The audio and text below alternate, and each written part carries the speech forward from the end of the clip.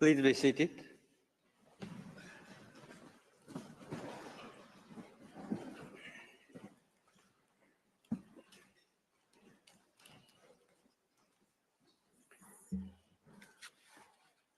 Good morning. The sitting is open. Initially, the court was planning to first hold a sitting to enable the newly elected member of the court, Judge Mahmoud Daifala Humud from Jordan, to make his solemn declaration pursuant to Article 20 of the statute of the court.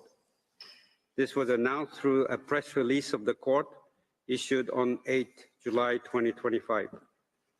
Unfortunately, Judge Humud was informed yesterday of the sudden demise of a close relative and had to leave The Hague immediately.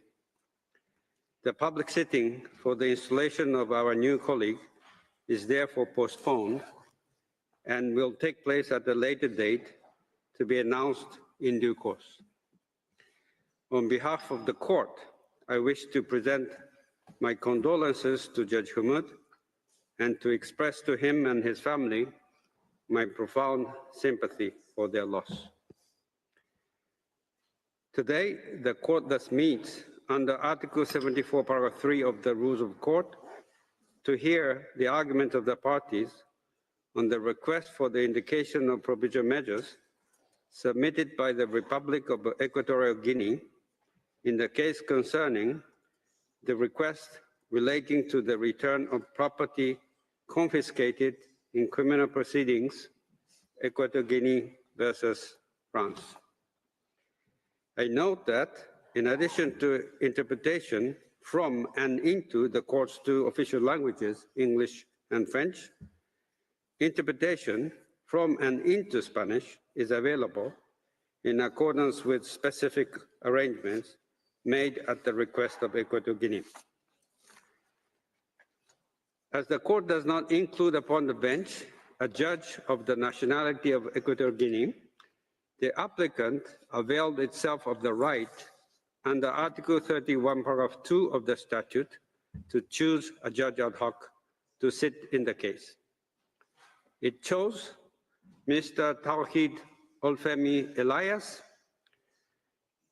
Article 20 of the statute provides that every member of the court shall, before taking up his duties, make a solemn declaration in open court that he will exercise his powers impartially and conscientiously. Pursuant to Article 31, Paragraph 6 of the statute, that same provision applies to judges ad hoc. Before inviting Judge Elias to make his solemn declaration, I shall first, in accordance with custom, say a few words about his career and qualifications. Mr. Elias, who is of Nigerian nationality, studied law at the University of Oxford before obtaining a master's in international law at the University of Cambridge and a PhD in international law at the University of London. In his wide-ranging and illustrious career in the legal field, he has combined judicial appointments with academic positions and an array of experience as an international civil servant. He is currently President and Judge at the Administrative Tribunal of the Fund for International Development of the Organization of the Petroleum Exporting Countries, President and Judge of the OPEC Appeals Tribunal, and Chairman and Judge at the Islamic Development Bank Administrative Tribunal. He has previously served as Judge for Staff Appeals at the Special Tribunal for Lebanon. Mr. Elias is also a visiting professor in international law at Queen's Mary University of London and has lectured in law at King's College London, the University of Buckingham, the University of Amsterdam, and the Diplomatic Academy of Vienna. He was previously registrar at the International Residual Mechanism for Criminal Tribunals, legal advisor of the Organization for the Prohibition of Chemical Weapons, Executive Secretary of the World Bank Administrative Tribunal and Special Assistant to the Executive Secretary of the United Nations Compensation Commission.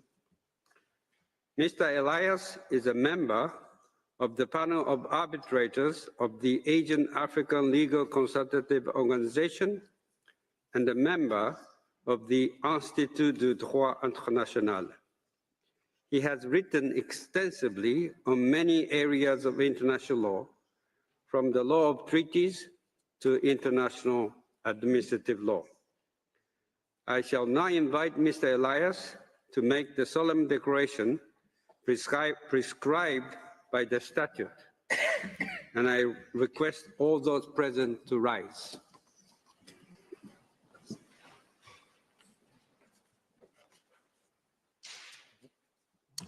I solemnly declare that I will perform my duties and exercise my powers as judge honorably, faithfully, impartially, and conscientiously.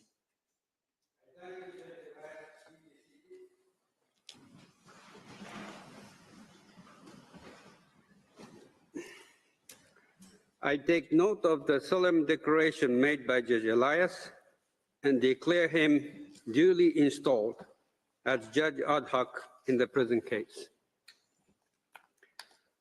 I shall now recall the principal steps of the procedure in the present case. On 29 September 2022, the government of Equatorial Guinea filed in the registry of the court an application instituting proceedings against the French Republic concerning the alleged violation by France of its obligations under the United Nations Convention Against Corruption of 31 October 2003. In particular, the applicant contends that the respondent is under an obligation to return to Equatorial Guinea certain property in France, which was confiscated by decision of the French courts, including a building located at 4042 Avenue Foch in Paris. To found the jurisdiction of the court, the applicant invokes Article 36, Paragraph 1 of the Statute of the Court, read in conjunction with Article 66 of the Convention Against Corruption. Together with the application, Equatorial Guinea submitted a request for the indication of provisional measures. Following receipt of a communication from Equatorial Guinea dated 19 October 2022, informing the court of the applicant's decision to withdraw its request, the President of the court issued an order dated 21 October 2022, placing on record the withdrawal by Equatorial Guinea of its request for the indication of provisional measures. On 3 July 2025, Equatorial Guinea submitted a new request for the indication of provisional measures pursuant to Article 41 of the Statute of the Court and Articles 73, 74, and 75 of the Rules of Court. In particular, it states that on 27 May 2025, the French Agency for the Management and Recovery of Seized and Confiscated Assets filed an application to the President of the Paris Tribunal Judiciaire, in which it requested the appointment of a court enforcement officer who could enter the building at 42 Avenue Foch, whose return is sought by Equatorial Guinea on the basis of the Convention Against Corruption.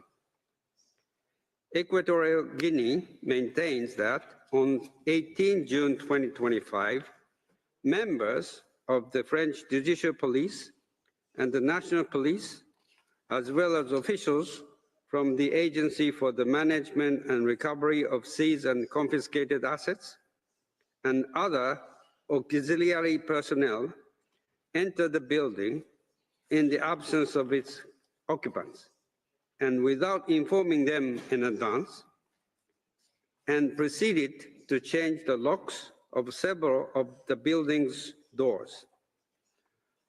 According to Equatorial Guinea, despite the request that it made to France to provide by no later than 27 June 2025 assurances of its commitment not to cause irreparable prejudice or to further aggravate the dispute or make it more difficult to resolve, France has failed to provide any such assurances.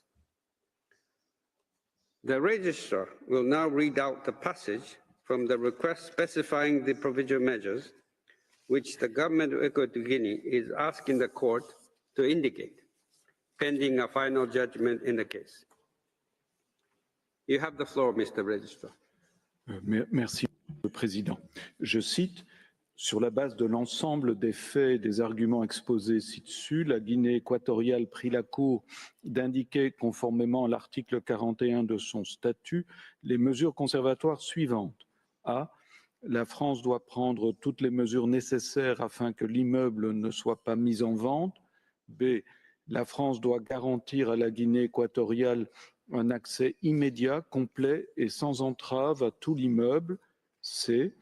La France doit s'abstenir de tout acte qui risquerait d'aggraver ou d'étendre le différend dont la Cour est saisie ou d'en rendre le règlement plus difficile. Fin de citation. I thank the registrar. Immediately after the request for the indication of provision measures were filed, the registrar transmitted an original copy thereof to the government of France. According to Article 74, paragraph 1 of the Rules of Court, a request for the indication of provision measures shall have priority over all other cases. Paragraph 2 of the same article states that the court shall proceed to a decision on the request as a matter of urgency. This imperative must, however, be balanced with the need to fix a date for the oral proceedings in such a way as to afford the parties an opportunity to be represented at the hearings. Consequently, the parties were informed that the date for the opening of the oral proceedings, during which they could present their observations on the request for the indication of provisional measures, have been fixed for Tuesday, 15 July 2025 at 10 a.m. I would now like to welcome the delegations of Equatorial Guinea and France. I note the presence before the court of the agent and counsel of both parties. This morning, the court will hear the single round of oral argument of Equatorial Guinea, which has submitted the request for the indication of provisional measures. It will hear France this afternoon at 4 p.m. For the purpose of this single round of oral argument, each party will have available to it a 2-hour sitting. In this first sitting, Equatorial Guinea may avail itself of an extension beyond 12 noon today in view of the time taken up by these introductory remarks. Before giving the floor to the agent of Equatorial Guinea, I wish to draw the attention of the parties to practice direction 11, which states as follows, I quote, "In the oral pleadings on request for the indication of provisional measures, parties should limit themselves to what is relevant to the criteria for the indication of provisional measures as stipulated in the statute, rules, and jurisprudence of the court. They should not enter into the merit of the case beyond what is strictly necessary for that purpose." End of quote. I now give the floor to the agent of Equatorial Guinea, His Excellency, Mr. Carmelo Mbono Nka. You have the floor, sir.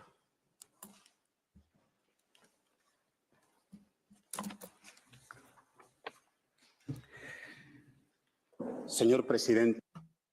Mr. President, members of the court, it is an honor to appear before you once again as agent for the Republic of Equatorial Guinea. We are very grateful to the court for arranging this hearing at such short notice, given the urgency of the case. We also greet the French delegation. We fully appreciate how busy the court is, and we are again thankful for the court's attention, and we apologize for any inconvenience that we may have caused on your program. Unfortunately, France's actions left us no option but to approach the court in this way. It may be recalled that we had made a request for provisional measures at the start of this case in the year 2022. But we then withdrew this request in a spirit of good faith in this judicial process, and with the perspective of a possible negotiation between the parties, and with the hope that France would cease its behavior. Likewise, just 3 weeks ago, in our letter to the court dated the 24th of June 2025, we sought to avoid this proceeding by inviting France to give, by the 27th of June, guarantees undertaking not to adopt any irreversible measures. That letter was swiftly transmitted to France. That letter is in your folders. To our great regret, however, France failed to provide such guarantees after several days. Therefore, on the 3rd of July, we requested the corresponding provisional measures from the court. We reiterate our invitation to France today in the hope that France will give the necessary guarantees when it addresses the court this afternoon.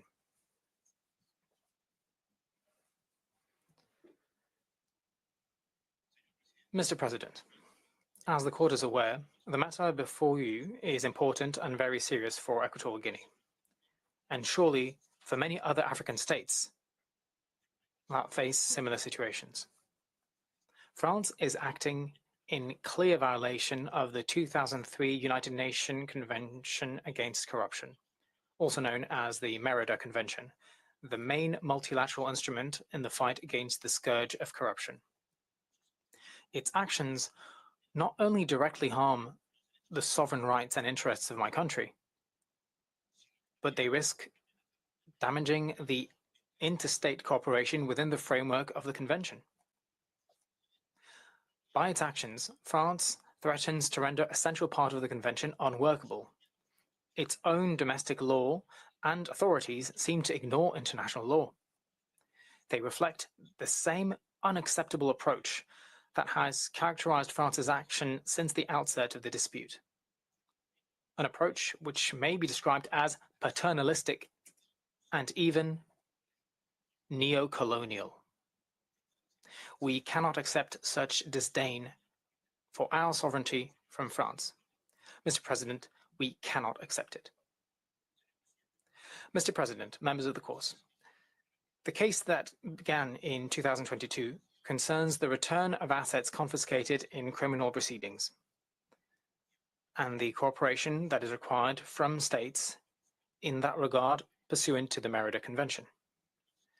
The French courts confiscated, among other assets, the building at 42 Avenue Foch, the subject of the present request for provisional measures, after finding that it was acquired with public funds embezzled from Equatorial Guinea. In these circumstances, the Convention, and in particular Article 57, requires that France return the asset in question to Equatorial Guinea. France must facilitate and cooperate with Equatorial Guinea to this effect, and in all circumstances act, we stress, in full respect of the fundamental principles of sovereign equality and non-intervention in the internal affairs of other states, as mandated by Article 4 of the Convention. It is now apparent that France refuses even to fulfill its obligations to cooperate in the implementation of the Merida Convention. France is creating fait accompli, leading inexorably to the sale of the building. This would effectively rule out the return of the building to Equatorial Guinea. in accordance with the convention. Indeed, it has now become clear that France is determined to sell the building and to unilaterally decide the use to be given to the proceeds of the sale. France intends to decide the use of those funds in accordance with whatever development policies it wishes to pursue as a matter of its own sovereign choice and through private non-governmental organizations. In other words, France is arrogating to itself the power to determine how the public funds of Equatorial Guinea must be used without the consent of Equatorial Guinea. This is what the French law of programmation of 2021 allows and even mandates, and which manifestly contradicts the Merida Convention. No state other than Equatorial Guinea can determine how its own funds may be used. France's approach is and was and continues to be rejected by the negotiating states of the Merida Convention, as was reaffirmed by a recent UN General Assembly resolution to which my colleagues will draw attention. Nevertheless, I would like to inform you that France continues to engage in similar practices, as with the use of the reserve funds of 14 African countries held by the French Treasury. I recall, Mr. President, that Equatorial Guinea acquired the building at 42 Avenue Foch with the purpose of relocating the premises of its diplomatic mission in France. This is the use that Equatorial Guinea determined for that building, in accordance with its foreign policy needs. Equatorial Guinea, of course, does not question the court's judgment of 2020, where by 9 votes to 7, the court found that the building did not enjoy the status of premises of a diplomatic mission under the Vienna Convention on Diplomatic Relations. Contrary to France's assertions, the present proceedings in no way seek to challenge your judgment, which is final and binding for us. But the court did not say that the building could not continue to be used for representational or other important functions of a governmental nature. Mr. President, members of the court, the present request for provisional measures has become urgent because of certain unilateral steps that France took in recent weeks, steps that point towards the imminent sale of the building, a sale which could take place at any time before the court delivers its final judgment in this case. Early in the morning of the 18th of June, an agency of the French government, Agrasc, invaded the building unannounced and without warning, and proceeded, despite protests on our part, to exclude us from large parts of the building. There were more than 15 people. I myself was there. Agents of the French judicial police, members of private security companies, locksmiths, as well as police dogs stationed at the building. They changed the locks and effectively excluded us from large parts of the building. They deliberately destroyed internal surveillance cameras on several floors, thereby eliminating our ability to monitor the building and seriously compromising the security of governmental facilities, archives, and staff. This all happened without prior notice, without the consent of the state that occupied the building, without our presence, and without any respect for the forms that govern relations between sovereign states. I want to recall, Mr. President, that when we arrived at our premises at 42 Avenue Foch, the Agrasc, security agents, police dogs, and locksmiths were already inside the building. To do this in our building, acquired with our own financial resources, and not just financial resources. This means that France has not yet understood that we Africans no longer accept interference in our internal affairs. Enough already with France seeking to administer Africa's resources without any respect. Enough with the manipulation of Africa's interests without permission. Enough with France unduly taking what does not belong to it to use it for its own benefit. We make this clear. We utilize our financial resources for what we consider is best for our country and not to benefit French interests. In Equatorial Guinea's view, the property is owned by the Equatorial Guinean state and is used for governmental, not commercial purposes. It therefore enjoys immunity. The fact that the French courts do not recognize this does not alter this position. The fact that this court did not have jurisdiction over this matter does not affect the situation either. In fact, I would like to inform you, Mr. President, members of the court, that France comes to our offices in this building to request official visas for its authorities or diplomats traveling to Equatorial Guinea. Mr. President, I would like to ask a question and offer some reflections. Does France sign international instruments only to then disregard them and impose its own domestic laws? Is France unable to respect a matter that is in the hands of this International Court of Justice? Why is France taking justice into its own hands instead of waiting for the final decision of this court? Yesterday, at the last minute, France sent us a lot of information that I do not understand the purpose of.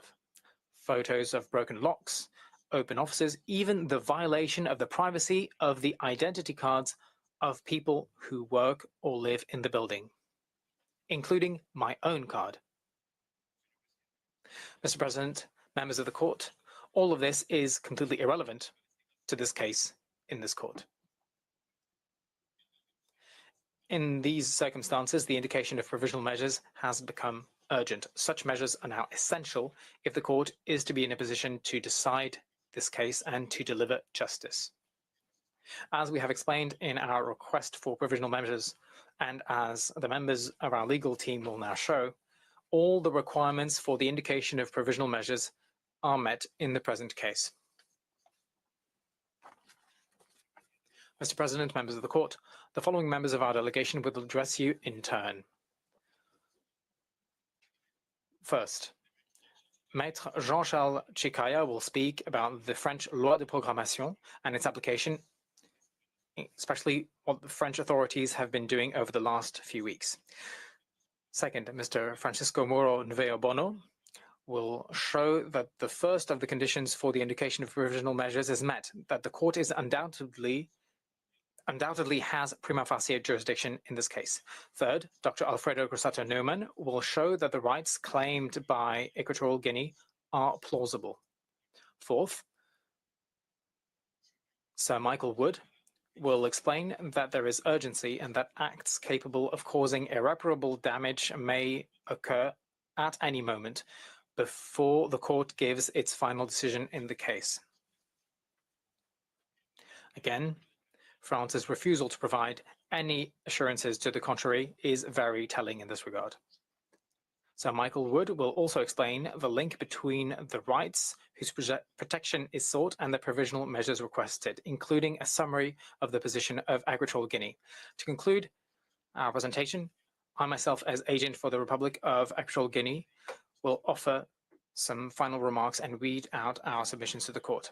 Mr. President, members of the court, I thank you for your kind attention and request that you invite Maître Chikaya to the podium. Thank you very much. I thank the agent of Equatorial Guinea for his statement. I now invite Mr. Jean-Charles Chikaya to address the court. Vous avez la parole. You have the floor.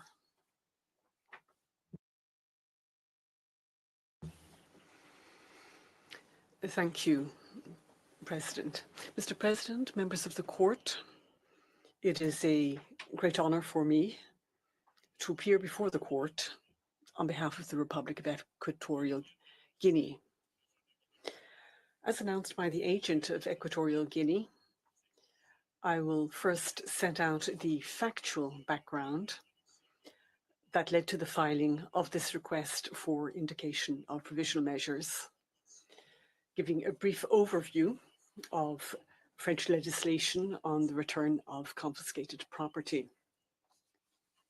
Secondly, I will show that, despite the proceedings pending before the court, France has taken practical measures as evidenced by its decision to sell the property located at 42 Avenue Foch in Paris, which risk rendering the final judgment ineffective.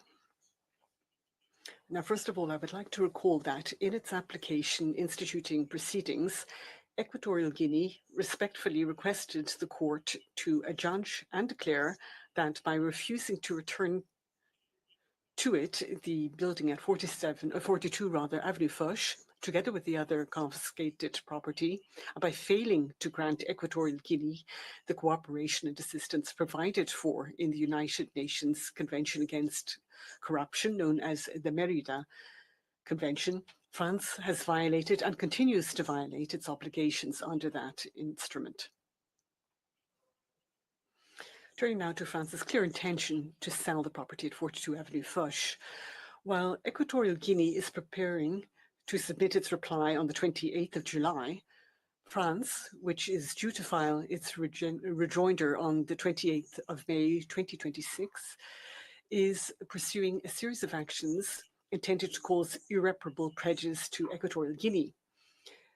The latter has repeatedly asked France for assurances that it will refrain from aggravating the dispute, pending the court's decision on the merits, but in vain. Indeed, the developments of the 18th of June 2025, as recounted by the agent of Equatorial Guinea, and to which I will return in a moment, are merely the culmination of a deliberate and progressive process by France to irreparably prejudice the rights for which Equatorial Guinea is requesting protection.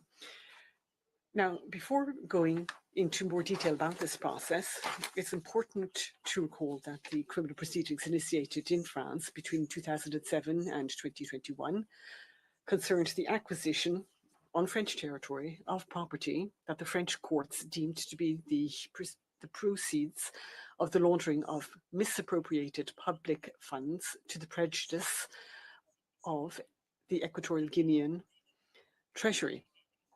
It was in the context of these criminal proceedings that the building at 42 Avenue Foch was confiscated, along with other movable property. Now, for its part, and drawing the consequences of a judgment handed down by the French Court of Cassation on the 28th of July 2021, which definitively held that Equatorial Guinean public funds had permitted the acquisition in France of the confiscated property, Equatorial Guinea, as the requesting victim state, requested France in September 2021 to return the property in question, in particular the building at 42 Avenue Foch, invoking the Mérida Convention.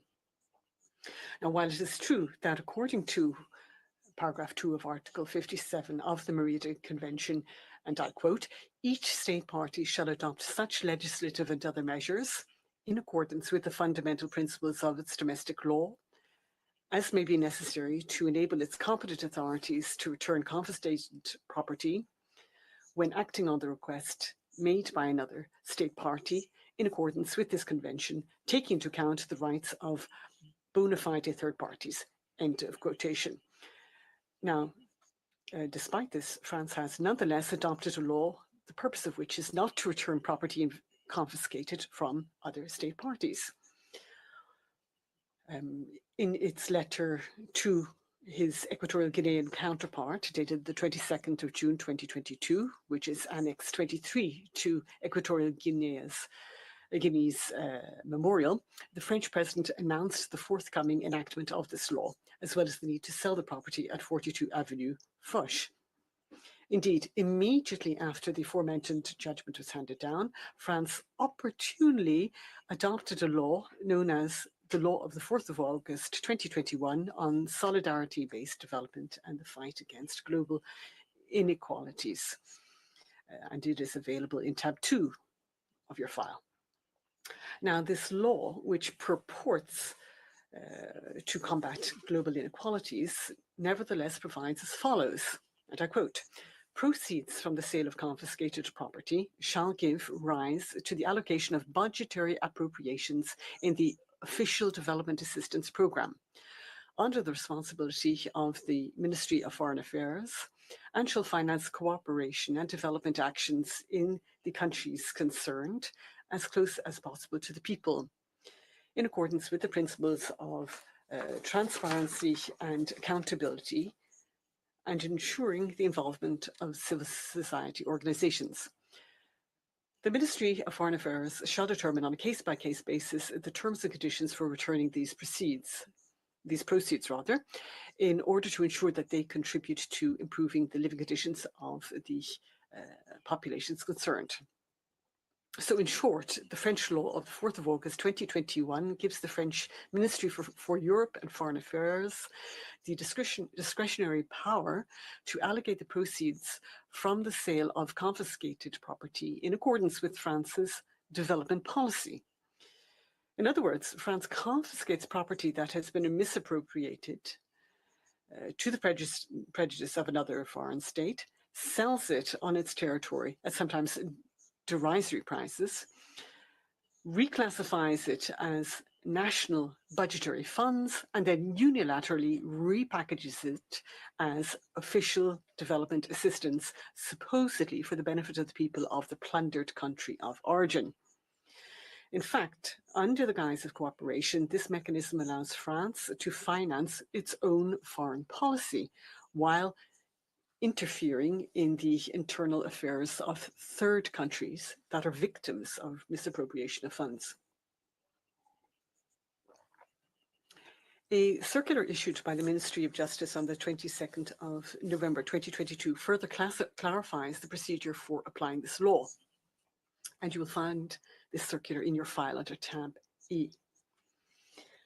Now, this mechanism has been in place since 2022, as the proceeds from the sale of property confiscated in international corruption cases are included in a specific budgetary program known as Program 370, which is managed by the Ministry of Foreign Affairs and through which the programming law is implemented.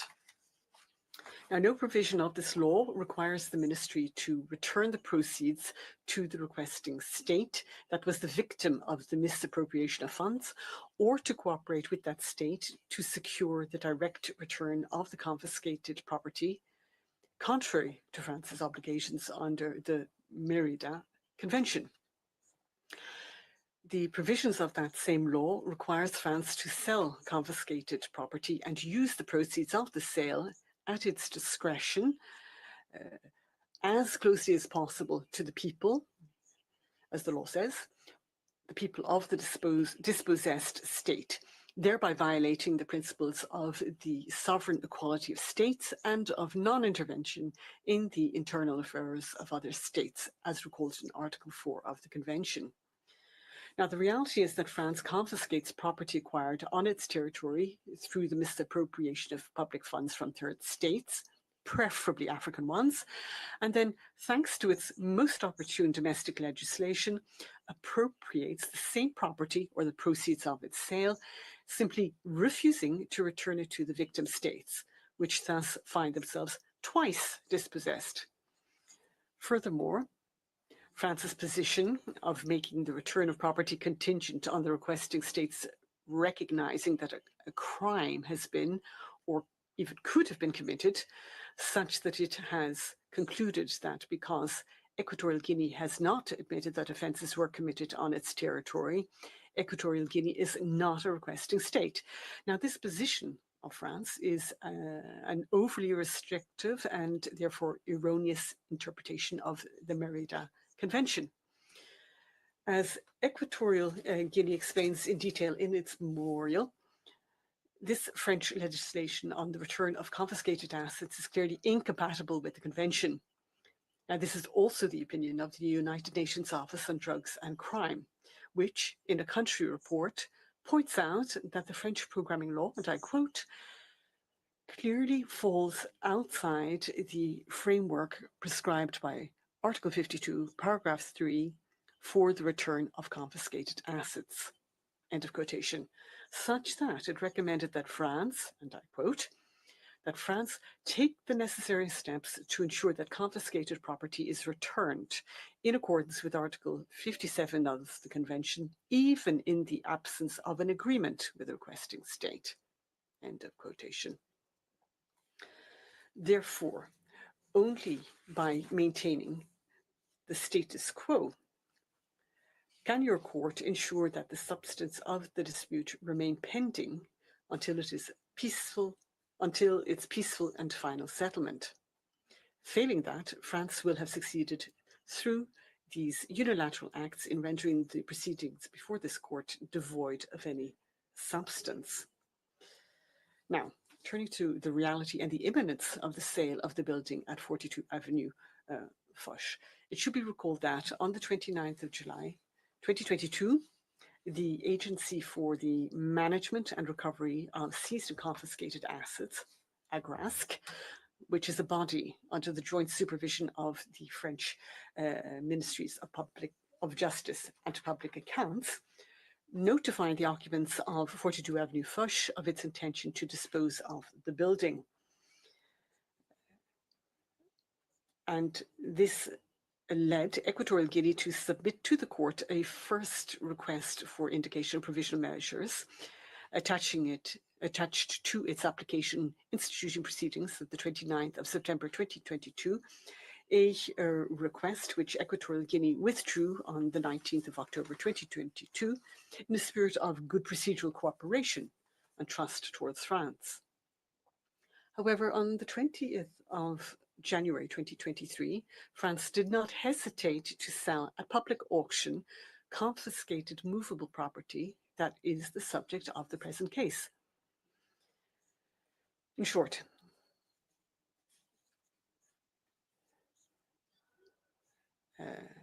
Equatorial Guinea is pointing out the incompatibility of French legislation on restitution with the convention on the one hand, and France's sale of the other property in 2023 on the other, to demonstrate that France is now determined to sell the building at 42 Avenue Foch as well, and that the sales process is well underway.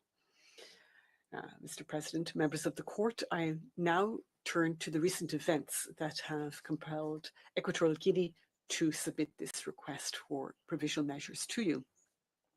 First of all, on the 27th of May 2025, AGRASC submitted a request to the President of the Tribunal Judiciaire in Paris to appoint a court enforcement officer, basically a bailiff. This is the new terminology in France, a court enforcement officer. And so appointment of such an individual, assisted by law enforcement and a locksmith, if necessary, with the task of entering the building at 42 Avenue Foch, with the task of, and I quote, drawing up a complete inventory, checking the conditions of occupancy of the premises, and identifying or seeking to identify all occupants, as well as the conditions of their entry to the premises, end of quotation. Then on the 3rd of June 2025, the President of the Tribunal Judiciaire issued an order granting AGRASC's request. Now, at this point, I would respectfully draw the court's attention to Annex 5, produced by France, which is an AGRASC document, as we can all see, which is entitled Treatment of Sales of Confiscated Real Estate, updated version 2025. Now, this document specifies that among the steps prior to offering confiscated property for sale, after checks by the tax authorities, there is a second stage, which is the production of a report by a court enforcement officer. Now, this document sufficiently proves that France has not only taken the decision to sell the building, but is already in the second phase of the sale, which may be completed at any time. So the tax authority checks have taken place, and the court enforcement officer has already done his work. He has already produced his report on site, so presumably we are now in phase 3. How is it possible to claim that the sale is not imminent against this background?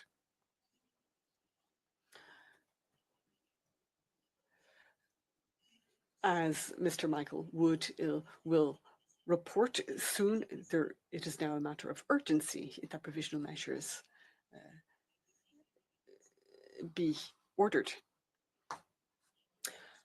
Finally, on the 18th of June 2025, in execution of the said order by the President of the Tribunal in Paris, the designated court enforcement officer, AGRASC agents, national police officers, members of a private security company, locksmiths, and even police dogs took action at 42 Avenue Foch. The locks on the main and rear doors of the first, second, and third floors of the buildings were changed, the keys confiscated, the surveillance cameras destroyed, and access at the gate blocked. The following day, in a note verbal dated the 19th of June 2025, the French Ministry of Foreign Affairs in Europe stated that it had not been informed of this intervention, while confirming that the operations carried out by AGRASC were in enforcement of the judgment of the 28th of July 2021 delivered by the Court of Cassation, which confirmed the definitive confiscation of the building. Now, in view of this situation, Equatorial Guinea requested guarantees from France that it would refrain from any action that might aggravate the dispute or cause irreparable prejudice to Equatorial Guinea. To date, no response has been received from France as regards such assurances. Now, France's stubborn refusal to provide such assurances confirms its unwillingness to preserve the core substance of the present dispute and therefore justifies the court's indication of provisional measures. To illustrate anew France's determination to sell the building, I respectfully draw the court's attention to the explicit terms contained in AGRASC's application. In its application to the President of the Tribunal Judiciaire in France, AGRASC states that, and I quote, "The confiscated property has belonged to the French state since the 28th of July 2021, and that AGRASC must perform its legal duty to sell the property." End of quotation. Now, this statement made in a court document proves that the sale of the building is likely to take place at any time. Furthermore, the use of the verb must implies that France considers itself under an obligation to sell, bound to sell, as required by its domestic legislation on the matter. Therefore, France cannot deny before the court the reality of the imminent disposal of the property. Verba volant, scripta manent. Furthermore, it is relevant to note that, despite its lengthy application, AGRASC did not at any point mention the proceedings for restitution pending before this court. Such an omission is not accidental. It is part of a strategy of fait accompli. We do not know whether, if the President of the Tribunal Judiciaire had been aware of the proceedings for this court, whether he might not have rejected the application, because what he in fact wrote confirms what our view. Mr. President, allow me to quote the position of the French courts, which highlight the inconsistency of France's decision to sell the building that it refuses to return to Equatorial Guinea. In 2017, the Tribunal Correctionnel in Paris ruled the following.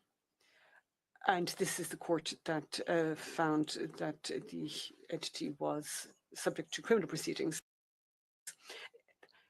the Tribunal Correctionnel ruled that, in fact, and I quote, in fact, in the traditional view, confiscation applies in particular to property that is not capable of being returned and results of the property being transferred to the French state. Given the nature of transnational corruption, it now appears morally unjustified for the state ordering the confiscation to benefit from it without regard for the consequences of the offence.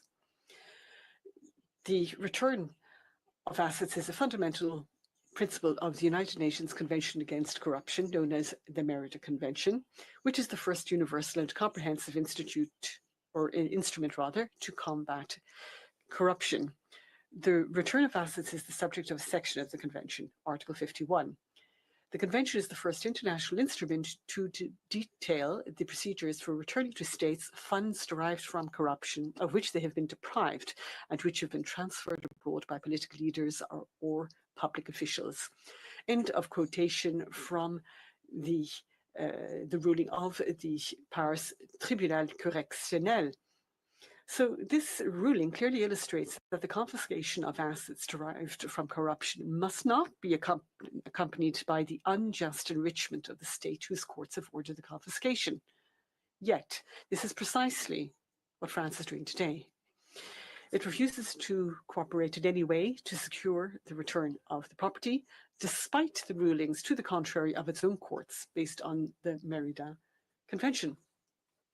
It should be noted that to date, France has been unable to cite a single case of restitution under its programming law, restitution to any third country. Mr. President, members of the court, in conclusion, my presentation of the factual background to this request for indication of provisional measures can be summarized in 4 points. Firstly, France, under the guise of criminal proceedings, having definitively considered that the building at 42 Avenue Foch was acquired using funds from the Equatorial Guinean public treasury, refuses to return it to Equatorial Guinea and has decided to sell it. And that in violation of the Merida Convention and despite the proceedings currently pending before this court.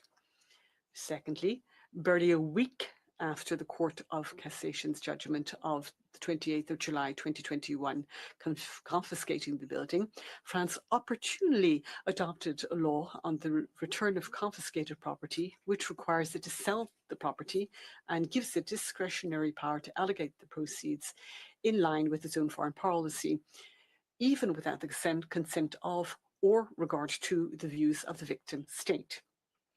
Thirdly, on the 18th of June 2025, pursuant to a court order, Agrasc took enforcement measures aimed at the imminent sale of the building at 42 Avenue Foch, as required by French law on the matter, while stating to the president of the Tribunal Judiciaire in Paris that it intended, and I quote, to be able to bring an action for eviction or to have a direct order to vacate the premises issued pursuant to the new provisions of Article 131-21, paragraph 15 of the Criminal Code, end of quotation. Those provisions state, and I quote, that the final decision to confiscate immovable property constitutes a title of eviction against the convicted person and or any occupant, end of quotation. Finally, fourthly, the reality of the imminent sale of the building, which is evidenced by the sole decision referred to above taken by France, which claims to be the owner of the building, should not be confused with the actual transfer of ownership, which in the case of a building requires the signing of a preliminary sales agreement before a notary. So the sale has already been decided, the sale has been executed, is being executed, and we are in the third phase of that sale. It follows that unless France, perhaps this afternoon, agrees to provide Equatorial Guinea with assurances that it does not intend to to sell the building in question until this court has delivered its judgment on the merits of this case. Only the indication of provisional measures will suffice to preserve the rights in dispute by maintaining the status quo, to preserve those rights until this court rules on the merits of the case. Mr. President, members of the court, this brings to an end my presentation on behalf of Equatorial Guinea. I warmly thank the court for its kind attention, and I respectfully request, Mr. President, that you call to the bar Mr. Francisco Moro Nve Obono, who will show that the court has prima facie jurisdiction at this stage of the proceedings. I thank Mr. Chikaya for his statement. I now call Mr. Francisco Moron Obono to the podium. Sir.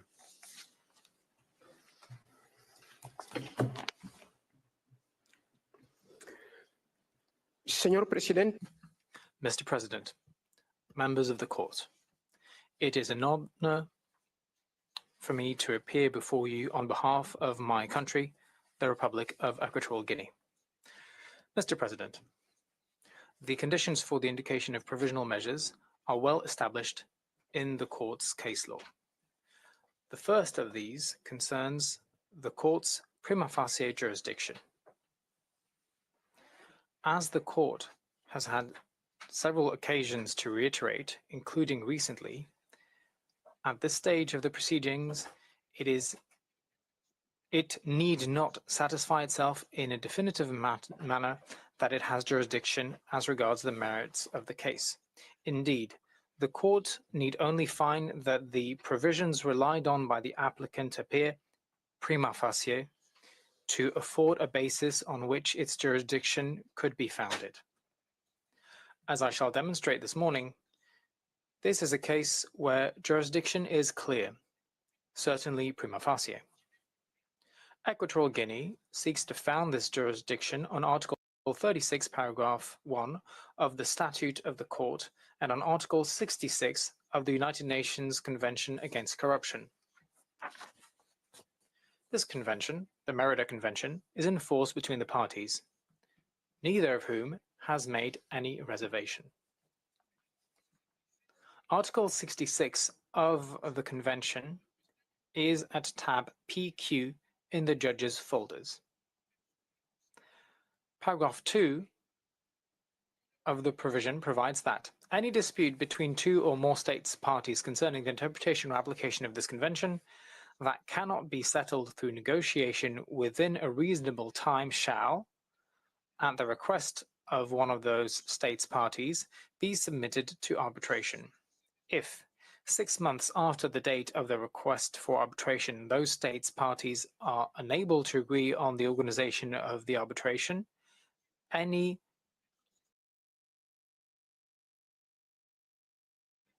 one of those states parties may refer the dispute to the International Court of Justice by request in accordance with the statute of the court. This Article 66, paragraph 2, is similar to a number of dispute settlement clauses to be found in multilateral conventions, clauses which have frequently been considered by the court and on which your case law sheds much light. The paragraph sets out 5 conditions.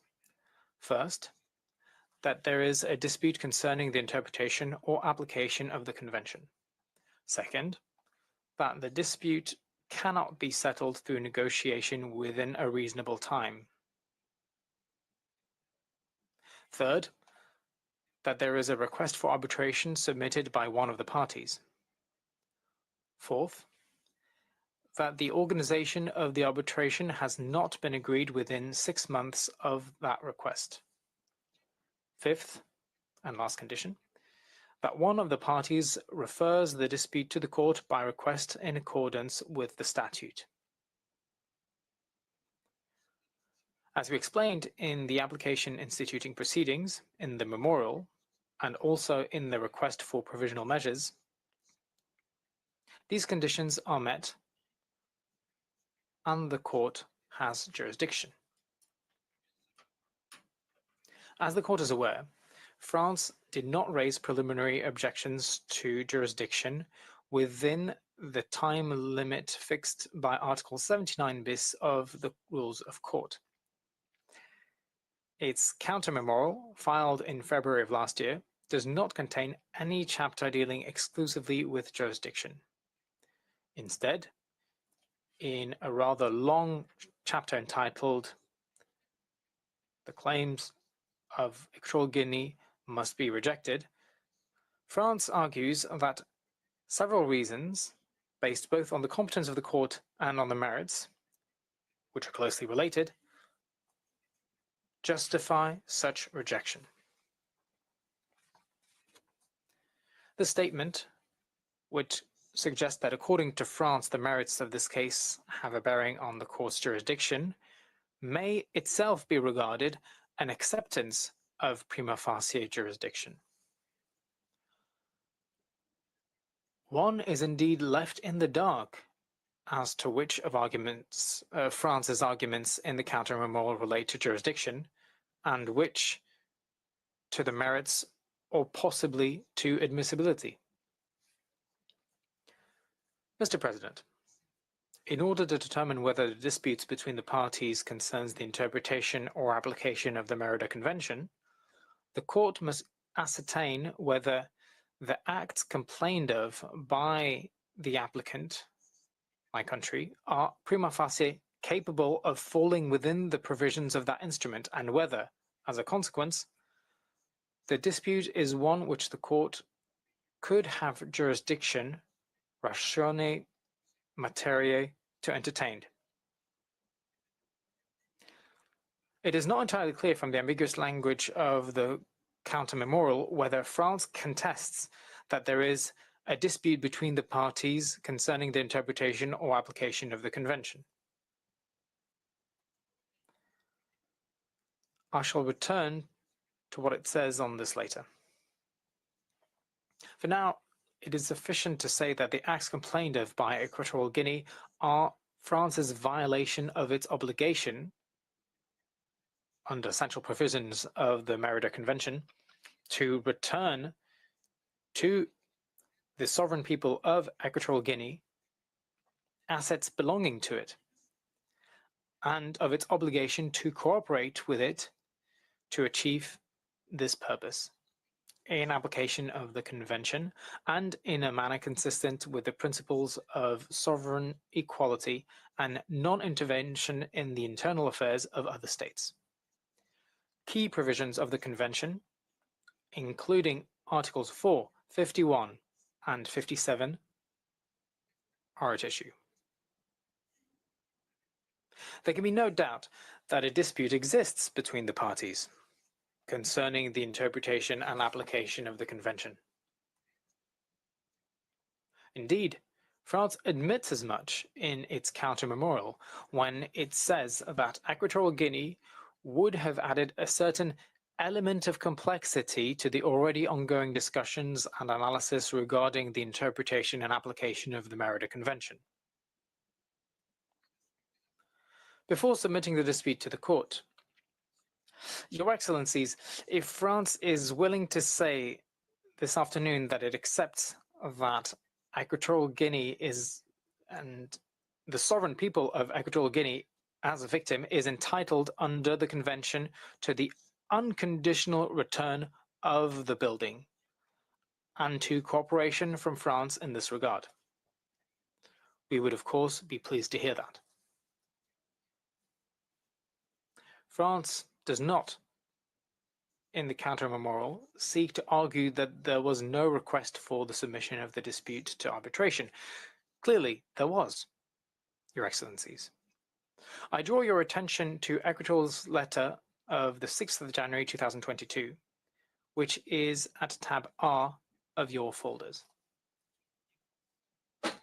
Nor does France argue that 6 months after the date of the request for arbitration, that is to say, on the 6th of July 2022, France and Equatorial Guinea were unable to agree on the organization of the arbitration. France could not so argue, since it had failed to respond in any way to Equatorial Guinea's request for arbitration. That failure even to reply is typical of its dismissive attitude to the applicant. With a view to assisting the court, I shall now seek to engage in what is necessarily a somewhat speculative analysis of arguments scattered throughout France's counter-memorial, some of which may be intended to address the court's jurisdiction, while others may not. We may, or may not, have more clarity this afternoon. But given the procedural arrangements for this hearing, Equatorial Guinea will presumably not have an opportunity to comment further on France's case on prima facie jurisdiction.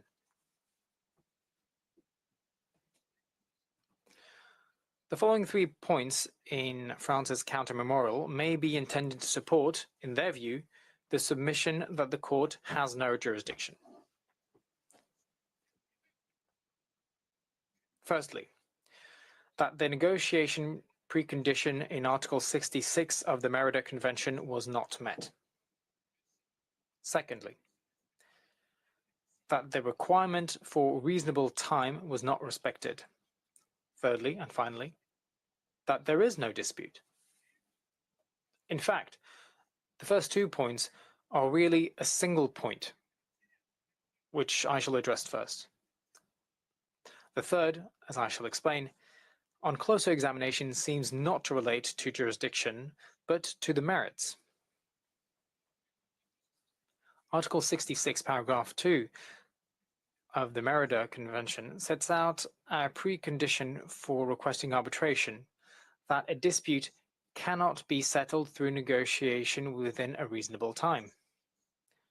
Excellencies, it is noteworthy that when Equatorial Guinea requested arbitration on the 6th of January 2022, and recalled this once again on the 14th of June of that year, France made no reference to this precondition, but only did so more than 2 years later in its counter-memorial.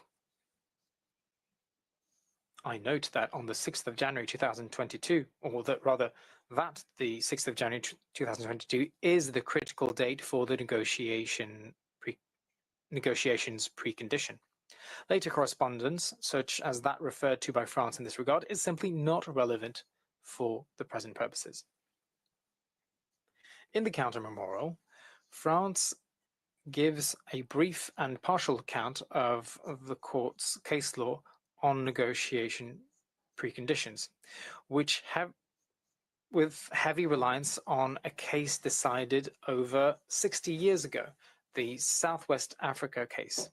It considers very briefly a couple of communications made by or on behalf of Equatorial Guinea to France.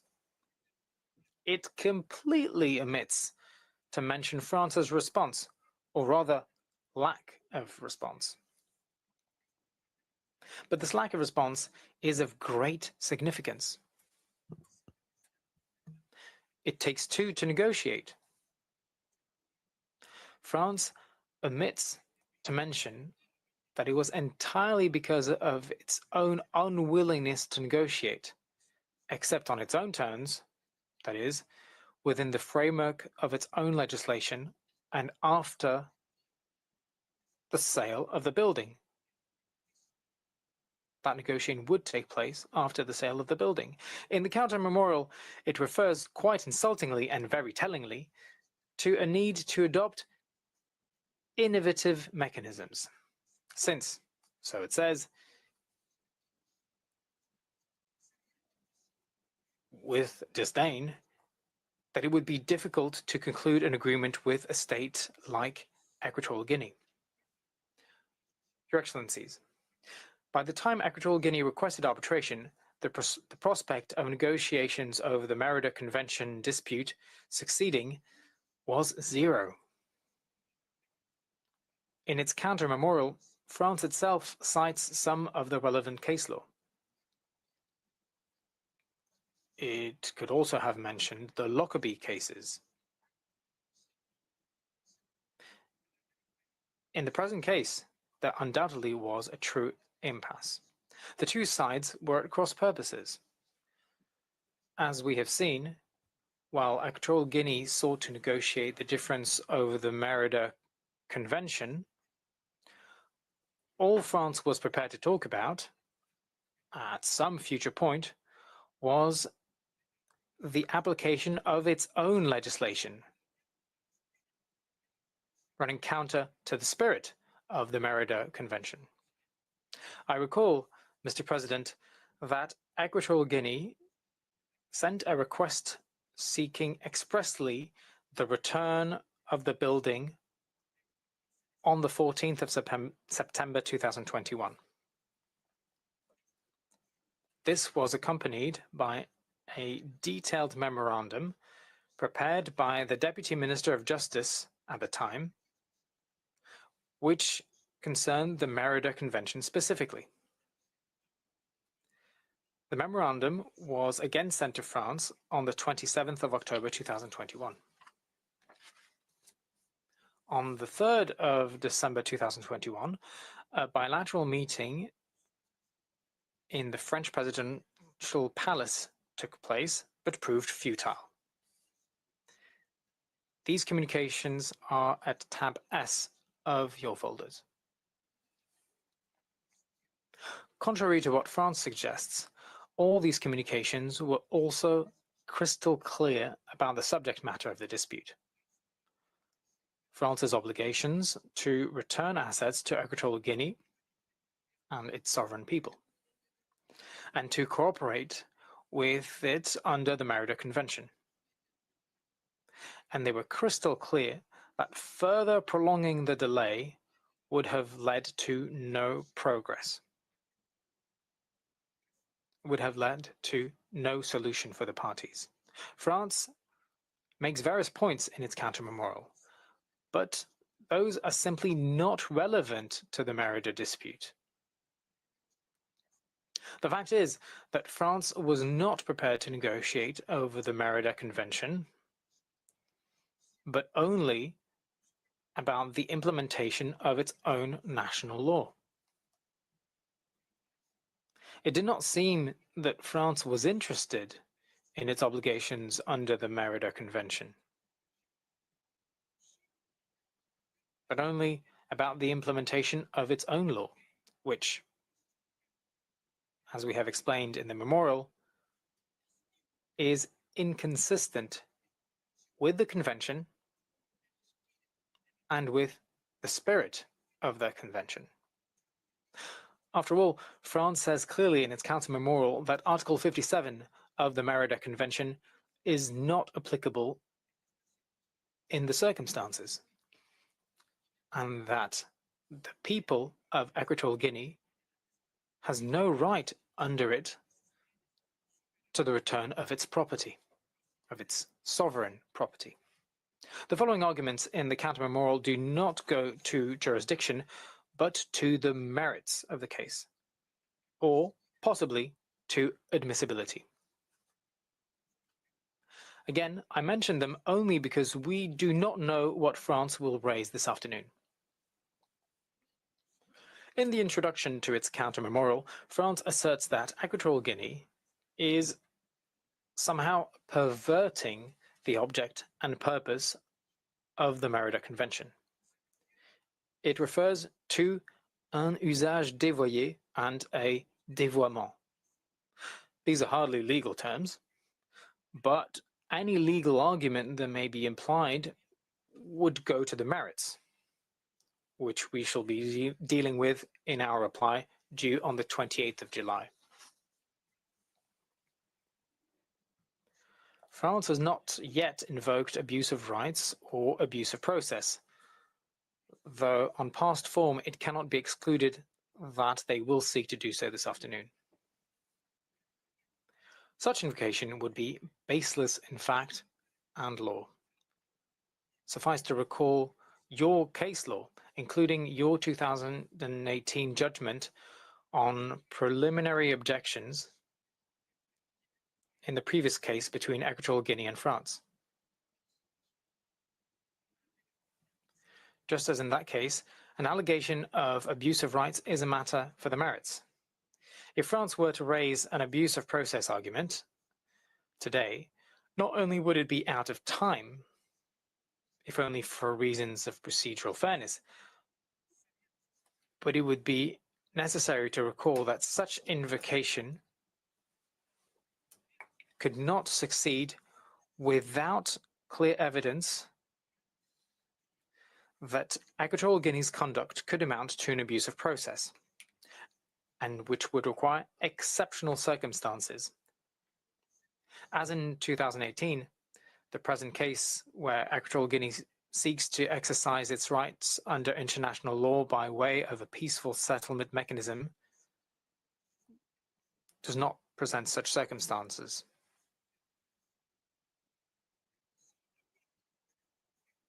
In the second part of the introduction, France accuses Equatorial Guinea of wrongfully seeking recourse to the International Court of Justice as a court of appeal against the decisions of the French courts, or even refusing to accept the binding decisions of the present court.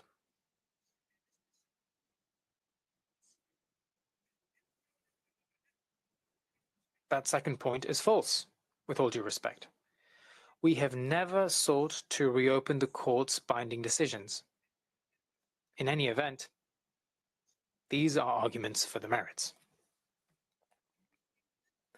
As regards the first point, it is clearly out of place, because the responsibility of a state may well be engaged for acts carried out by its national courts as organs of the state, if those acts are contrary to international law. This does not make this court a court of appeal, as France puts it. Moreover, Equatorial Guinea is not now challenging the past decisions of French courts. Quite the opposite.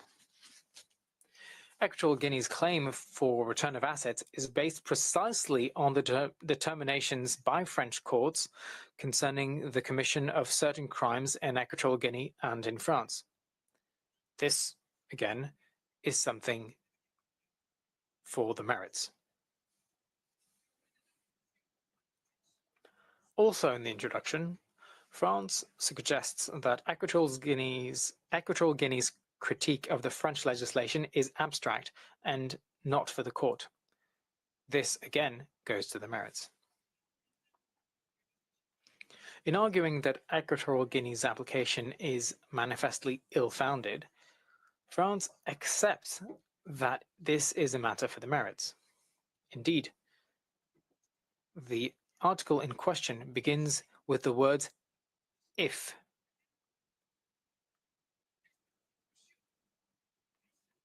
The court finds itself to have jurisdiction. This conclusion is not affected by France's remarkable suggestion that the court should reject Equatorial Guinea's claims in liminalitis, something the court has only done on very rare occasions, where there was clearly no jurisdiction. In any event, France's argument at this point goes to the heart of the merits of the case and turns on the interpretation and application of Article 57 and other provisions of the Merida Convention.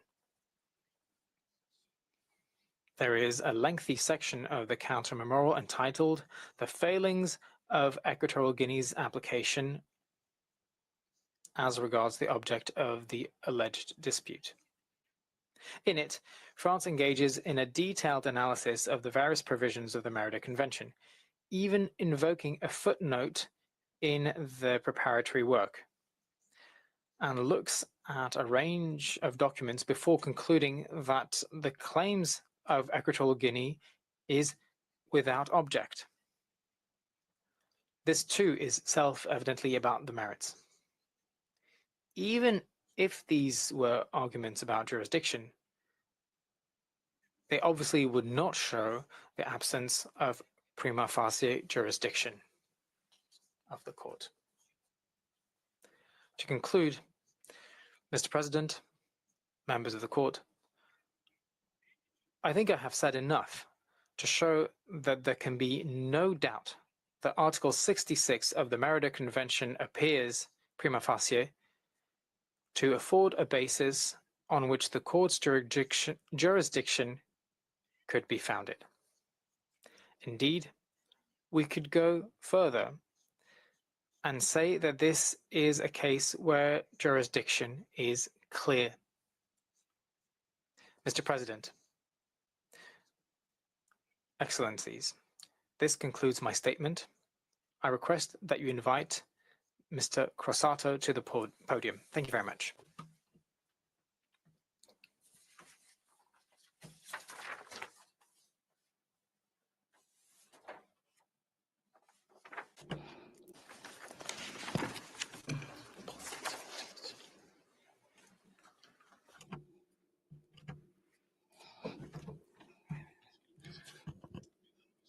Mr. President, members of the court, it is a great honor for me to appear before you on behalf of the Republic of Equatorial Guinea. I will now address the issue of the plausibility of rights claimed by Equatorial Guinea on the basis of the Merida Convention. It is well established in your jurisprudence that at this stage of the proceedings, the court is not called upon to determine definitely whether the rights which the applicant wishes to see protected exist. It has to be determined whether at least these rights are plausible. That condition, as I shall demonstrate, has been met in the present case. The right that Equatorial Guinea is primarily seeking to protect through the request for provisional measures is that of the return of the property located at 42 Avenue Foch in Paris. This building, as Mr. Shikaya recalled, was confiscated during criminal proceedings conducted in France. According to the French courts, the building is the proceeds of the offense of misappropriation of public funds committed in Equatorial Guinea, as well as the offense of laundering those funds in France. Both offenses are covered by Article 17 and 23 of the Convention. In this context, the right to return that Guinea claims is provided for in Chapter 5 of the Convention, entitled Asset Recovery, and notably Article 57, Paragraph 3, Subparagraph C. The first paragraph reads, and I quote, "Property confiscated by a state party pursuant to Article 31 or 55 of this Convention shall be disposed of, including by return to its prior legitimate owners, pursuant to paragraph 3 of this article by that state party in accordance with the provisions of this Convention and its domestic law." The first paragraph therefore requires the requested state in all cases to dispose of the confiscated assets in accordance with the Convention. No exception is envisaged. Paragraph 3 sets out the modalities for the fulfillment of this obligation. Subparagraphs A and B refer to embezzlement of public funds and other offenses covered by the Convention when confiscation was executed in accordance with Article 55 and on the basis of a final judgment in the requesting state party. Subparagraph C stipulates that the requested state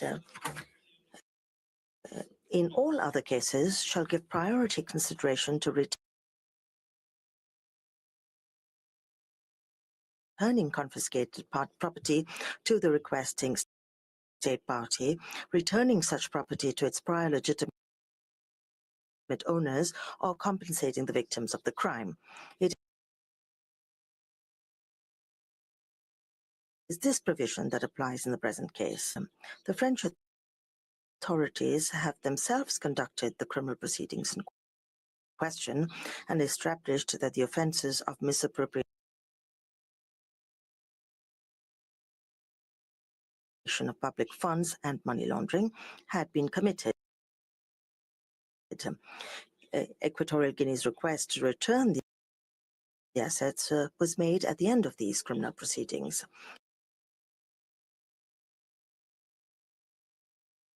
In addition to the return of the building, Equatorial Guinea also asserts its right to reparation for the purposes of return as provided for in Article 51 of the Convention, as well as to the respect of the principles of sovereign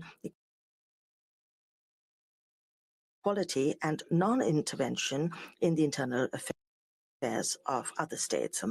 The rights that I just mentioned are a key aspect of the Convention. They were the subject of lengthy debates when the treaty was negotiated, during which conflicting positions existed between developing countries and developed countries. At the heart of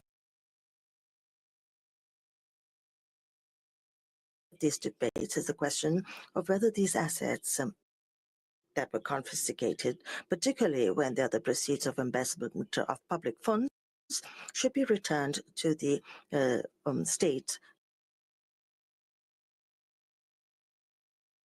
that is at the origin of these funds, or whether, on the contrary, the requested state could impose conditions on their return, or even be the one to decide instead of the requesting state what should happen to this confiscated property. The position of the developing countries in this regard has always been unequivocal. The requested state is obliged to cooperate and return the property without imposing any conditions and in full respect of the principles of sovereign equality and of non-intervention. The Convention finally retained this position and this was a major breakthrough in international law in the fight against corruption. In the present case, the position of the parties is radically opposed. France holds that it is not required to return the property to Equatorial Guinea. It intends first to sell the property and then look for an agreement with Equatorial Guinea based on French policy in the field of development. However, as the agent recalled, it appears that France already considers that it would not be possible to reach an agreement with Equatorial Guinea in this respect. In any case, at this stage, the programming law allows the French Ministry of Foreign Affairs to determine unilaterally how the funds will be used. The funds would eventually be allocated to non-governmental organizations selected by France. These NGOs would conduct different projects in Equatorial Guinea in favor of the affected populations. And all this will be done, Mr. President, members of the court, without Equatorial Guinea's consent. That, in a nutshell, is the unrealistic modality of return envisaged by France in the present case.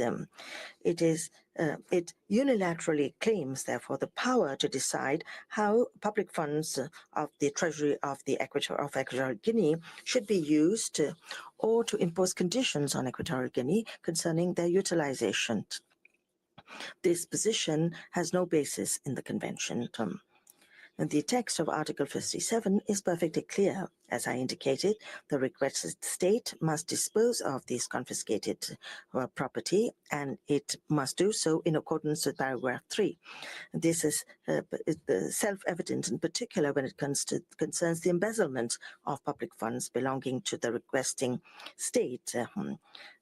Public funds of a state treasury constitute financial resources over which the states have exclusive sovereignty. It would therefore be absurd to say that the requested state could keep them or impose conditions on how they should be used. Article 57, paragraph 3, subparagraph C provides for three possibilities that should be considered on a case-by-case basis. It should be emphasized that the Convention provides for no other modality for the utilization of confiscated assets. It certainly doesn't mention the innovative mechanisms that France claims to be imposing on Equatorial Guinea. As France argued in its counter-memorial that the obligation to consider as a matter of priority does not necessarily require the return of the confiscated property, and that it is merely a guideline.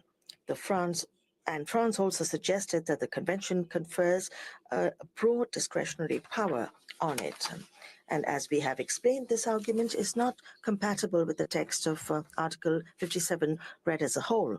Paragraph 3 expressly refers to paragraph 1 and therefore refers to the obligation to dispose of confiscated goods and property in accordance with the convention. Paragraph 1 mentions the return of property to prior legitimate owners, modality of return that is provided for in subparagraph C of paragraph 3.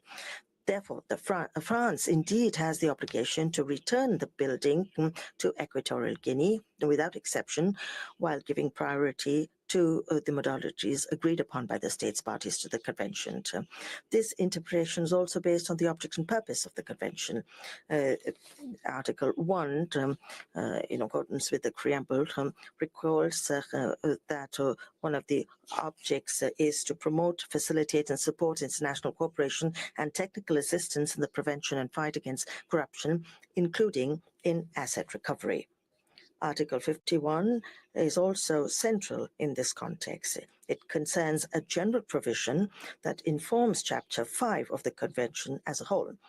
It provides that the return of assets is a fundamental principle of this convention, and state parties shall afford one another the widest measure of cooperation and assistance in this regard. In view of the provisions that I have just recalled, the UN Office on Drugs and Crimes has explained in its legislative guide that Article 57 establishes a general presumption in accordance with the fundamental principle of Article 51 of repatriation of confiscated proceeds to the requesting state party, in particular when the claim of pre-existing property ownership is very strong, such as in cases of embezzled public funds. The guide also notes that Article 57 leaves very little discretion to state parties about this article, that state parties are required to implement these provisions. It's paragraph 3 retains the preference for the return to requesting state parties. Therefore, in this case, there is no doubt that Equatorial Guinea is a requesting party. It is the only state requesting the return of the building. And it is a product of investment of public funds in Equatorial Guinea. Any attempt by France to deny Equatorial Guinea this status is doomed to failure. Furthermore, Equatorial Guinea is clearly the prior legitimate owner of the public funds that were allegedly embezzled from the treasury. Equatorial Guinea can also be considered as the victim of the offense of the misappropriation of public funds, given that it causes prejudice to the state of origin of the funds.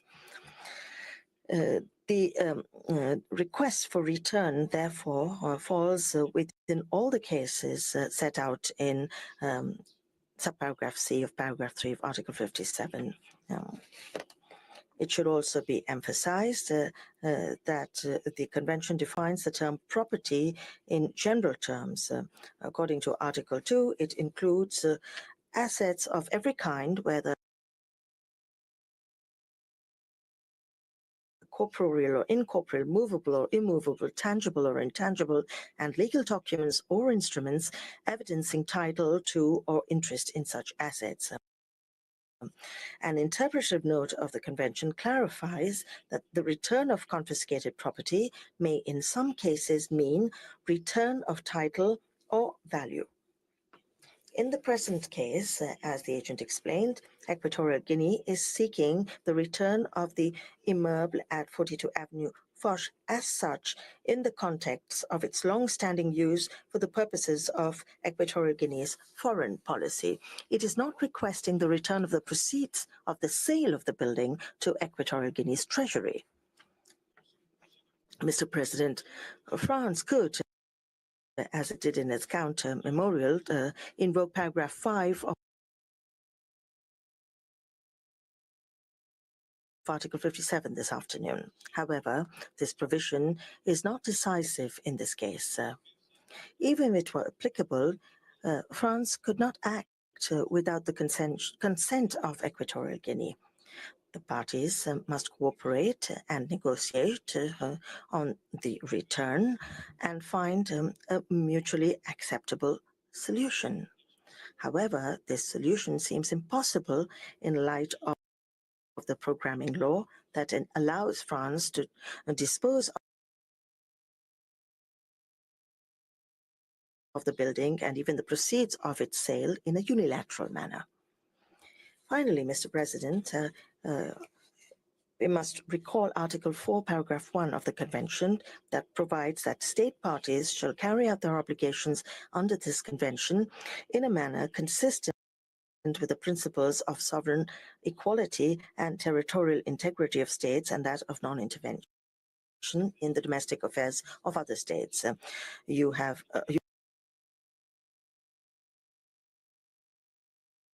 You're already familiar with a similar provision drafted in identical terms in the Immunities and Criminal Proceedings case, Article 4 of the UN Convention against Transnational Organized Crime. According to your 2018 judgment, this provision imposes an obligation on states parties. Its purpose is to ensure that state parties to the convention perform their obligations in accordance with the principles mentioned therein. State parties, therefore, must respect these principles included in this convention through Article 4 when interpreting and applying the obligations concerning the recovery of assets provided for in Chapter 5 of the convention. The Conference of State Parties to the convention, the Merida Convention, and the UN General Assembly have also affirmed its obligation in the clearest terms. There can be no question, Mr. President, that the states have sovereign and exclusive right to determine the use of property that belongs to them, and also as to the use of public funds. The choice of states are their prerogative, and there should be no discussion on this. Indeed, a large number of states, including African countries, the Arab world, China, have held that the return of assets to the requesting state cannot be subjected to conditions that would undermine its sovereignty. In short, France must return the building at 42 Avenue Foch to Equatorial Guinea without imposing conditions or deciding on its behalf how these funds should be used. What France claims to be doing in accordance with its domestic law would constitute a very serious intervention in an area where Equatorial Guinea, just like any other state, enjoys freedom of action. Before I conclude, Mr. President, allow me to recall Resolution 79/234 of the UN General Assembly, adopted without vote very recently in December 2024. This resolution, amongst other things, notes with concern that proceeds derived from offences established under the Merida Convention have yet to be disposed of in favor of the requesting state parties, their prior legitimate owners, and victims of the crimes. It also invites states to cooperate to recover the proceeds of crime as defined in the Convention and to fulfill their obligation to ensure the return and disposal of such proceeds in accordance with Article 57 of the Convention. In this context, the General Assembly reiterated the importance of Chapter 5 of the Convention and called for its full and effective application while recovering that recovery and return of property is a fundamental principle of the Convention. Equatorial Guinea, like other developing countries, shares this view. These issues are of great importance, which, despite progress made at the international level, unfortunately continue to pose problems. It will be up to your court to clarify these questions on the merits. At this stage, as I have recalled, it is sufficient for the court to determine that the rights claimed by Equatorial Guinea in the present case are at least plausible, and it is clear, as I have just demonstrated, that Equatorial Guinea has a plausible right to the return of the building at 42 Avenue Foch.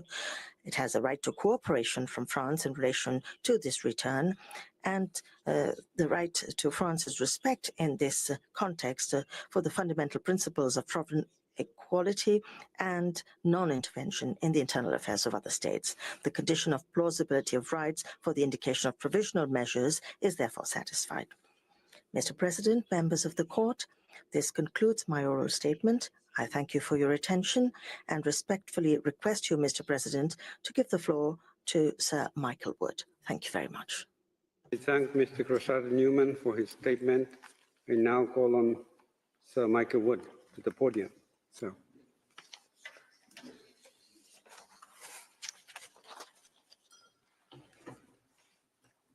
Thank you very much, Mr. President.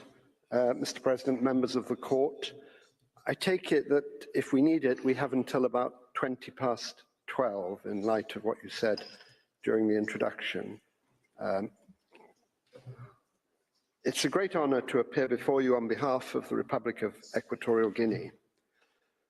As you know, Equatorial Guinea's objective in making the present request is to ensure that the building at 42 Avenue Foch is not sold pending a final decision of this court, and thus to avoid irreparable prejudice being caused to Equatorial Guinea's rights under the Merida Convention to the return of the property and to France's cooperation to that end. My statement will be in two parts. In the first part, I shall explain that without the requested provisional measures, there is a risk of irreparable prejudice to Equatorial Guinea's rights, and that the situation is urgent within the meaning of the court's jurisprudence. In the second part, I shall address the link between the rights whose protection is being sought and the provisional measures requested. Mr. President, the court's case law is clear on the condition of risk of irreparable prejudice. This is prejudice that may not be capable of remedy since, and I quote, it might not be possible to restore the situation to the status quo ante, or to preserve or restore the rights at issue. In the present case, France's actions are leading inexorably to a situation in which the rights of Equatorial Guinea will be irreparably harmed before this court has rendered a final judgment. The sale of the building at 42 Avenue Foch would cause irreparable prejudice in two ways. First, it would make it impossible to give effect to Equatorial Guinea's right under the Merida Convention to the return of the building. Second, it would render illusory Equatorial Guinea's right under the Convention to cooperation from France to this end. Mr. President, the Merida Convention is unique in requiring the return of property as a central element of the legal regime that it establishes. This, as well as the important symbolic nature of the building, distinguishes the present case from other cases where the sale of property might be made good through monetary compensation. Mr. President, the core of the dispute in the present case is the obligation to return assets and to cooperate in this regard. Equatorial Guinea's principal claim before the court is that France, pursuant to Article 57 of the Merida Convention, must return the confiscated property to Equatorial Guinea. In the circumstance of this case, this right does not relate to the return of the proceeds of any sale, but to the return of the assets themselves, chief among them the building at 42 Avenue Foch. Since Equatorial Guinea has at least a plausible right under the Merida Convention to the return of the building, that right must be protected pending your decision.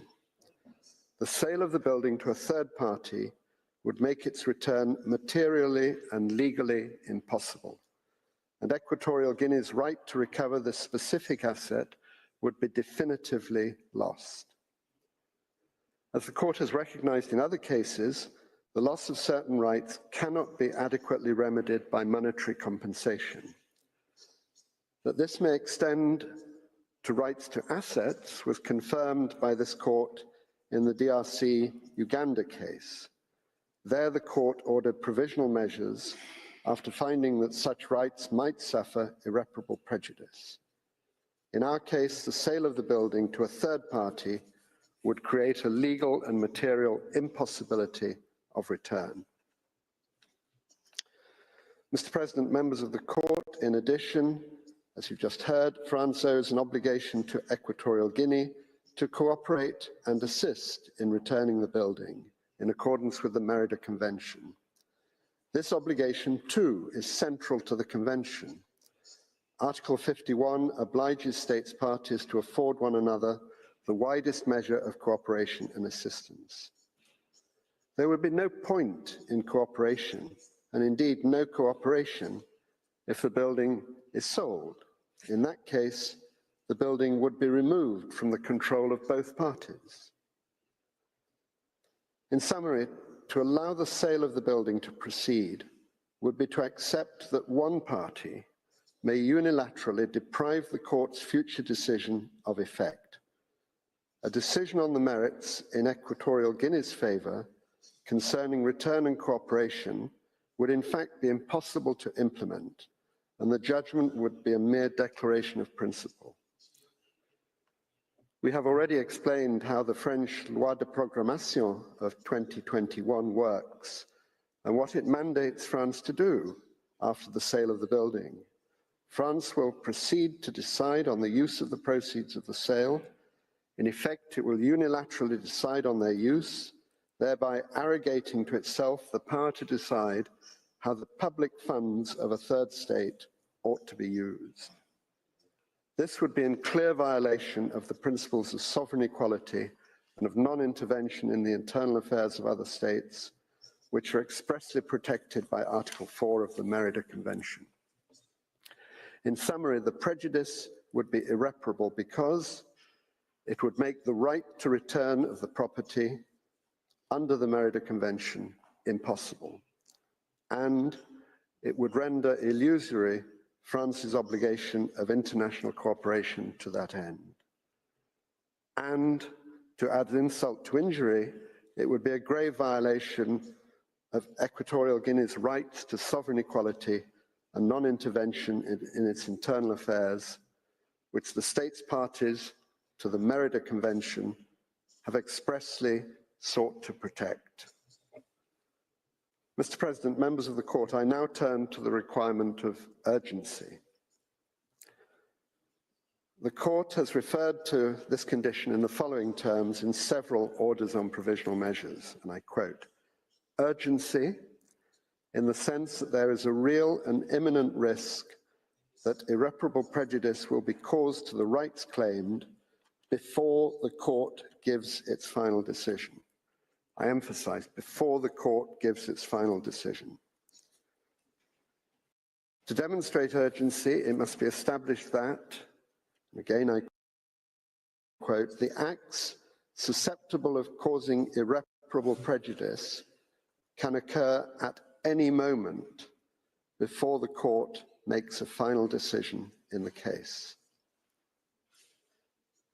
In the present case, Equatorial Guinea does not ask you to speculate on future hypothetical risks.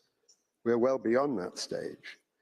The acts susceptible of causing irreparable prejudice are no mere possibility. They are the logical and declared outcome of a deliberate policy by France, applying its own law and ignoring the Merida Convention, and I might add, ignoring the proceedings before this court. France's acts in this regard have recently undergone a dramatic acceleration, and despite our invitation, France has thus far failed to give any assurances that would eliminate the risks. Mr. President, the dispute before you, of course, is not new. From the outset, France's intention was clear. On several occasions, both before and after the institution of these proceedings, the highest French authorities have indicated that France did not intend to return the building to Equatorial Guinea, but rather to sell it. For example, in a letter to the President of the Republic of Equatorial Guinea, dated 21 June 2021, the President of France said, and this is my translation, assuming that the Cour de Cassation upholds the decision of the Paris Court of Appeal of 10 February 2020, which of course it did, the asset would become the property of the French state. It would then be put up for public sale in the months that follow, in accordance with the French legislation. That's what the President of France wrote. Similarly, Agrasc, the agency of which you've heard, wrote to the occupants of the building on 29 July 2022.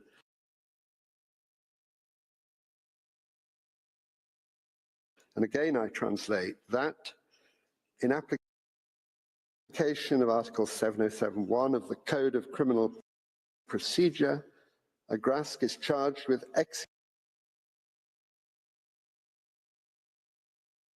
executing this judicial decision and must therefore proceed to the sale of this asset. Mr. President, France seems to think that it can fulfill its obligations, its international obligations, on the basis of its loi de programmation and its own development policies. This position is baseless, not least because the French domestic regulatory framework, in fact, permits or even requires France to act in a way that is inconsistent with its international obligations to cooperate and to return the assets. This same regulatory framework requires the generation of proceeds arising from the disposal of the confiscated assets. France must sell the building to carry out its unilateral development actions. I would recall that already in January 2023, Equatorial Guinea informed this court of its auctioning of certain movable property seized from within the building.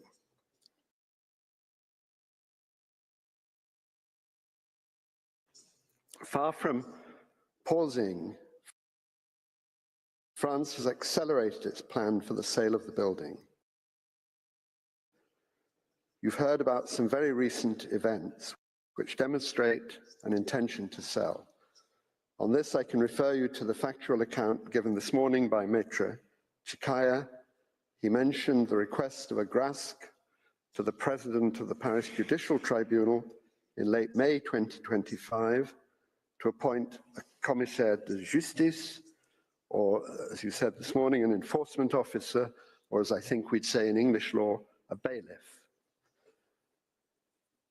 He referred to the decision of the tribunal to accept that request at the beginning of June, and in execution of that decision, you've heard about the intrusion into the building on 18 June with all that has followed. He also described the exchanges between Equatorial Guinea and the French Foreign Ministry, which did nothing to resolve the urgent situation. In short, Mr. President, France is now taking concrete steps towards the sale of the building, which could happen at any moment.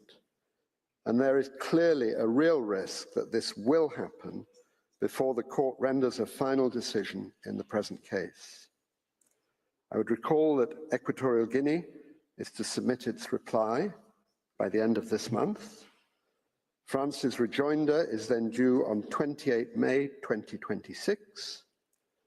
A judgment on the merits is therefore unlikely to come before sometime in 2027, and it could even be later.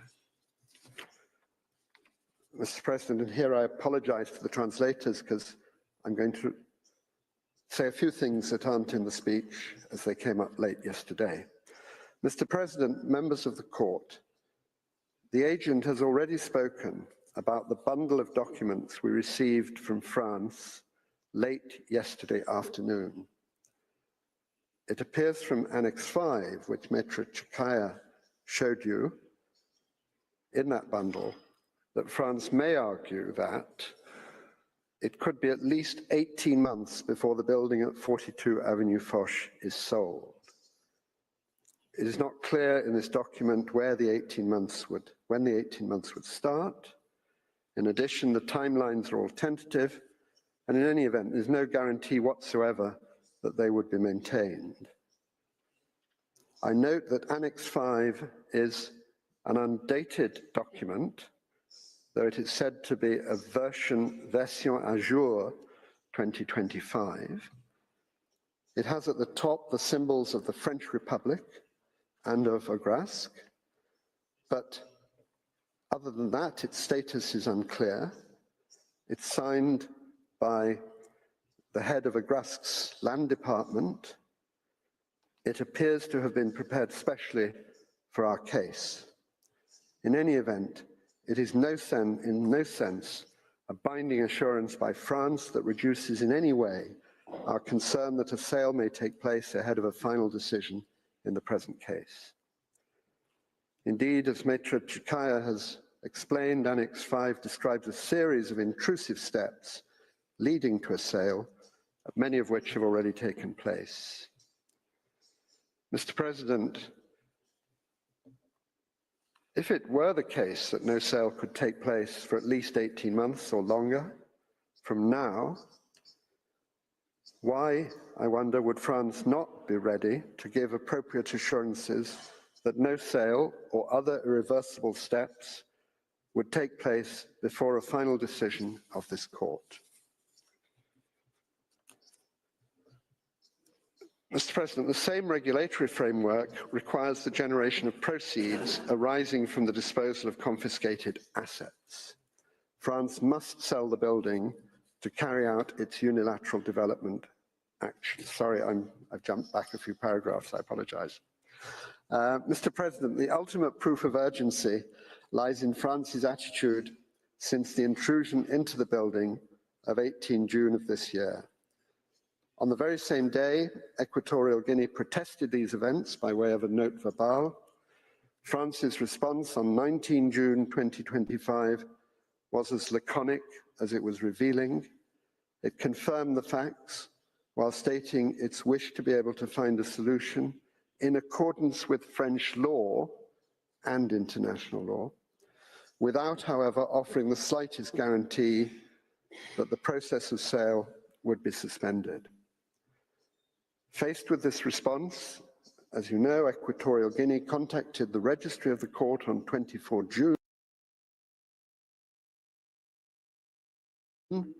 requesting that France provide formal and unequivocal assurances that it would refrain from any action likely to cause irreparable harm, and in particular from selling the building for the duration of these proceedings.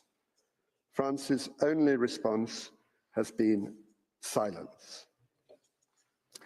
You will recall, Mr. President, members of the court, a recent case which showed the importance of legally binding and fully satisfactory assurances being given by a respondent state. Such assurances, provided they are in the right terms and unambiguous, can make it unnecessary for the court to issue provisional measures.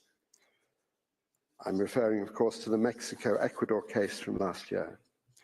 Conversely, however, the absence of clear and binding assurances, indeed the deliberate failure to provide such assurances, can only reinforce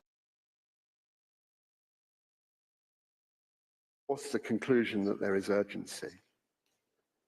In the present case, Mr. President, members of the court, we would be looking for a clear commitment by France that it will take no further steps towards the sale of the building situated at 42 Avenue Foch and restore unimpeded access thereto before this court has issued its final judgment. The urgency for issuing provisional measures in the present case is established by a number of factors.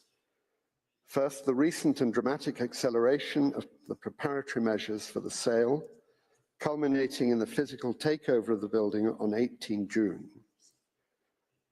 Then a long-standing intention on the part of France to apply its Loi de Programmation of 2021, which, as we've seen, is inconsistent with the Merida Convention, and the lack of assurances from France.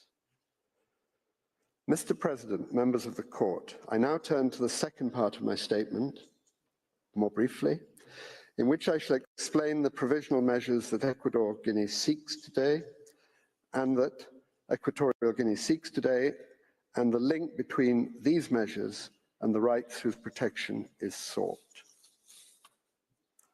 Mr. President, members of the court, you will find the three requested measures reproduced at tab UV in your folders, but you probably know them by heart as we do. Mr. President, Equatorial Guinea submits that there is a clear link between the first measure requested and the plausible rights Equatorial Guinea seeks to preserve while the case is pending. This measure, which is of central importance for the effectiveness of the present proceedings, would enjoin France from proceeding with the sale of the building at 42 Avenue Foch. The measure is of central importance because if the building is sold, as I've explained, France will no longer be able to return it to Equatorial Guinea, which is the chief right we are seeking to uphold in bringing this case. As my colleagues have explained, Equatorial Guinea maintains that it is entitled under the Merida Convention to the return of this asset and to cooperation and assistance from France in this regard. The sale of the building would undoubtedly frustrate the possibility for Equatorial Guinea to enjoy these rights, which are the heart of the case. The first provisional measure requested, by its very nature, is aimed at protecting these rights. Mr. President, Equatorial Guinea next requests the court to order that France guarantee to Equatorial Guinea immediate, complete, and unhindered access to the entire building.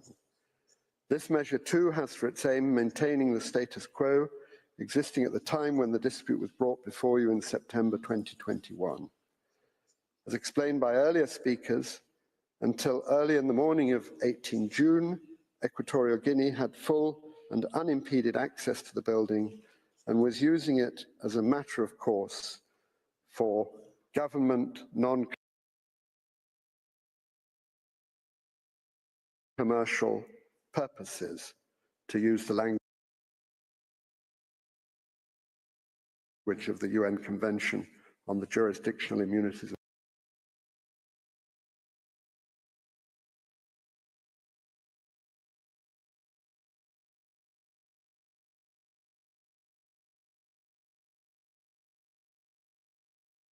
La República de Guinea Ecuatorial. The Republic of Equatorial Guinea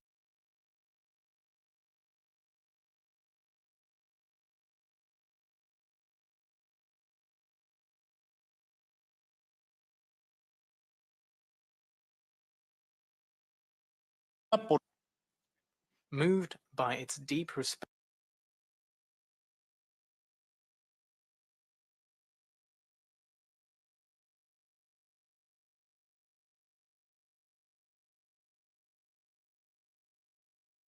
de toda acción que pudiera afectar la integridad del proceso judicial.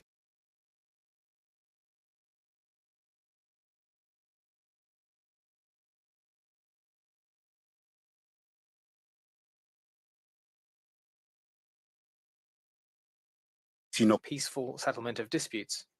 It also reaffirms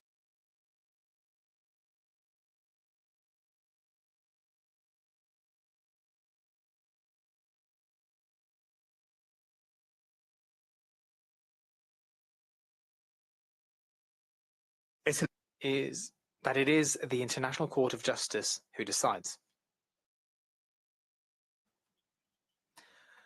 That is why we appear today before this honourable court with the firm purpose of explaining the facts as they occurred,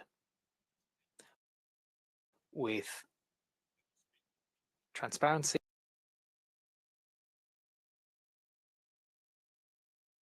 and respect for judicial process. On the 18th of June, the agents of Agrask attempted to occupy a building belonging to Equatorial Guinea without previous authorization, without our consent, and in the absence of our official representatives. Such an act constituted a direct, arbitrary, and non-consented intervention in the property of the state of Equatorial Guinea. Equatorial Guinea categorically rejects this way of proceeding, reaffirms its commitment to international law, and trusts fully in the impartial judgment of this court to re-establish the respect that is due to our sovereignty.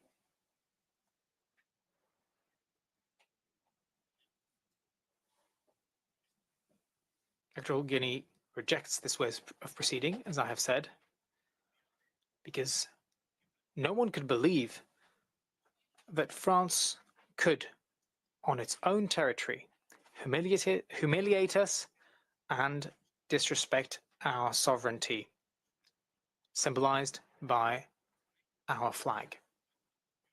This is why I reiterate once more to the delegation of France that the dignity of our state is untouchable. Untouchable as a symbol of the sovereignty of Equatorial Guinea. I must now, Mr. President, read out the final submissions of the Republic of Equatorial Guinea.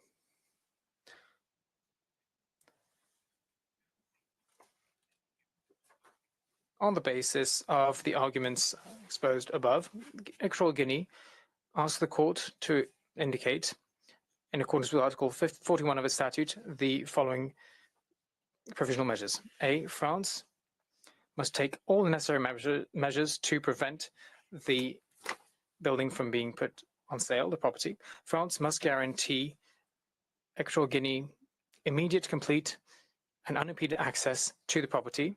C, France must abstain from any act that might extend the dispute or deepen the dispute that is before the court, or that might make its resolution more difficult. Mr. President, members of the court, this concludes the presentation of Equatorial Guinea. On behalf of our delegation, I thank you for your attention. I also wish to express my gratitude to the registrar and his team, as well as to the interpreters, for their work during these proceedings. And finally, I thank the French delegation for its attention, and especially its agent. And to conclude, I would like to thank the delegation of Equatorial Guinea for its professionality and for its attention. Thank you very much. I thank the agent of Equatorial Guinea, whose statement brings to an end the single